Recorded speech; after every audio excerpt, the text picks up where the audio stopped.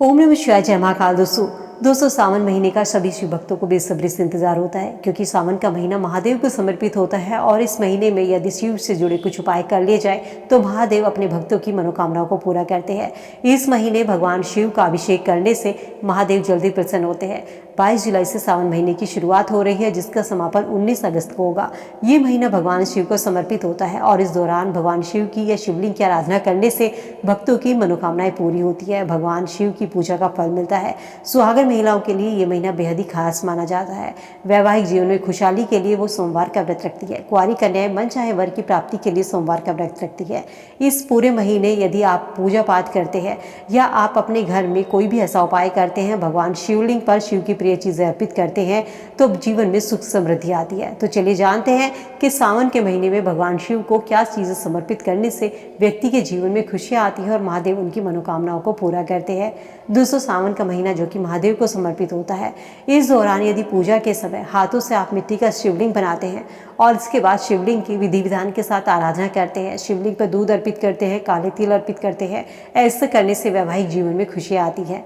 सावन के महीने में रोजाना एक बेलपत्र लीजिए और उस पर चंदन से ओम नमः शिवाय लिखिए। इसके बाद इस बेलपत्र को शिवलिंग पर अर्पित कर दें। माना जाता है ऐसा करने से व्यक्ति के जीवन में सुख समृद्धि बनी होती है।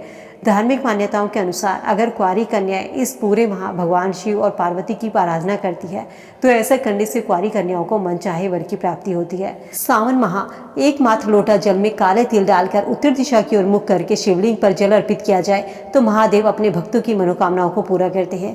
कहते हैं सावन महीने में उत्तर दिशा की ओर मुख करके मसूर दाल और एक छोटा सा शंख 7 कोड़ी रख दीजिए और साथ ही ओम गम गणपते नमः मंत्र का जाप कीजिए। ऐसा करने से व्यक्ति की सभी परेशानियां दूर होती है। सावन के महीने में रोजाना शिवलिंग की पूजा करने से, शिवलिंग का जल अभिषेक करने से, घर में अपने गंगा जल का छिड़काव करने से व्यक्ति के घर की सभी समस्याएं खत्म होती है। सावन का महीना भगवान शिव को समर्पित होता है। साथ ही भगवान शिव का यदि आप जल अभिषेक करते हैं तो इस चीज का जरूर ध्यान रखें कि शिवलिंग पर जब आप जल अर्पित करते हैं तो हमेशा तांबे के पात्र से जल अर्पित करें और जल हमेशा अपने घर से लेकर जाना चाहिए। कभी भी मंदिर से जल लेकर शिवलिंग पर जल अर्पित नहीं करना चाहिए, क्योंकि दोस्तों दुख या परेशानी आपके घर के होते हैं तो जल भी आपके घर का होना चाहिए। शिवलिंग पर जब आप जल पर अर्पित करें तो मात्र एक प्रार्थना शिवलिंग से करें। भगवान शिव से, महादेव से हाथ जोड़कर प्रार्थना कीजिए कि महादेव ये कोई साधारण जल नहीं है, ये मेरे घर का पता है, मेरे दुखों का पता है। जब आप शाम के समय माता पार्वती के साथ भ्रमण पर निकलो तो मेरे इस पते पर जरूर आना, मेरे दुखों को दूर करना। इस तरह से प्रार्थना करते हुए शिवलिंग पर जल अर्पित करना और महादेव आपकी प्रार्थना भी सुनेंगे और आपके दुखों को भी दूर करेंगे। दोस्तों शिवलिंग पर जल चढ़ाने का शिव पुराण में कुछ नियम बताए गए हैं। जब हम शिवलिंग पर जल अर्पित करते हैं तो क्या करते हैं, सीधे जाते हैं और शिवलिंग पर जल अर्पित कर देते हैं, जो कि बिल्कुल गलत तरीका होता है।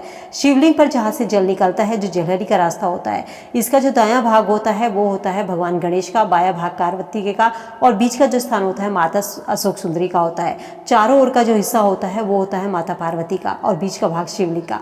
तो सबसे पहले जल भगवान गणेश पर अर्पित किया जाता है, दूसरे नंबर का जल कार्तिकेय पर और तीसरे नंबर का जल अशोक सुंदरी पर अर्पित किया जाता है। इसके बाद जो माता पार्वती का हस्तकमल होता है, शिवलिंग के चारों का जो गोलाकार हिस्सा है, यहाँ पर जल अर्पित किया जाता है। इसके बाद में शिवलिंग पर जल अर्पित किया जाता है और कुछ मंदिरों में आपने देखा होगा शिवलिंग के ऊपर तांबे का एक लोटा टंगा होता है जिससे बूंद बूंद करके जल अर्पित होता है। इसके बाद जल उसमें अर्पित किया जाता है। जब आप जल अर्पित करके मंदिर से बाहर निकलते हैं तो मंदिर के जो चौखट होती है उसके दोनों ओर जल अर्पित करें। यहाँ होते हैं भगवान शिव के द्वारपाल। तो इस तरीके से शिवलिंग पर जल अर्पित किया जाता है, ना कि सीधे गए और शिवलिंग पर जल अर्पित कर दिया। ये शिवलिंग पर जल चढ़ाने का गलत तरीका होता है।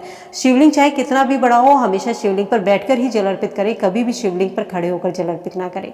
शिवलिंग पर जल अर्पित करने के बाद, शिवलिंग की आराधना करने के बाद नंदी जी पर जल जरूर अर्पित करें और नंदी के कान में अपनी मनोकामना कहें। नंदी के बाएं कान में अपनी मनोकामना कहनी चाहिए और जब आप मनोकामना कहें तो उनको फल फूल मिठाई या 1 रुपये का सिक्का जरूर अर्पित करें। नंदी के कान में कभी भी अपनी मनोकामना खाली नहीं कहनी चाहिए। ऐसा करने से आपकी मनोकामना पूरी नहीं होती। जब भी मनोकामना कहें तो कुछ ना कुछ उनको दक्षिणा स्वरूप भेंट जरूर करें, चाहे आप वहाँ पर एक फूल ही क्यों ना अर्पित करना पड़े, क्योंकि भगवान शिव की पूजा नंदी की पूजा के बिना अधूरी मानी जाती है। तो सावन माह में जब आप शिवलिंग की पूजा करते हैं दोस्तों, तो नंदी जी की पूजा जरूर करें, तभी आपकी पूजा फलीभूत होती है, वरना आपकी पूजा पूरी नहीं होती। तो दोस्तों उम्मीद करती हूँ शिवलिंग से जुड़े ये उपाय आपके जीवन में खुशियाँ और सुख समृद्धि लेकर आएंगे। वीडियो अगर पसंद आई हो तो दोस्तों के साथ में लाइक शेयर जरूर करें। ऐसी ही और वीडियो के लिए चैनल को सब्सक्राइब करना ना भूलें। भगवान शिव के भक्त हैं तो कमेंट सेक्शन में हर हर महादेव जरूर लिखें। मिलती हूँ नई वीडियो में नई जानकारी के साथ। स्वस्थ रहिए, खुश रहिए।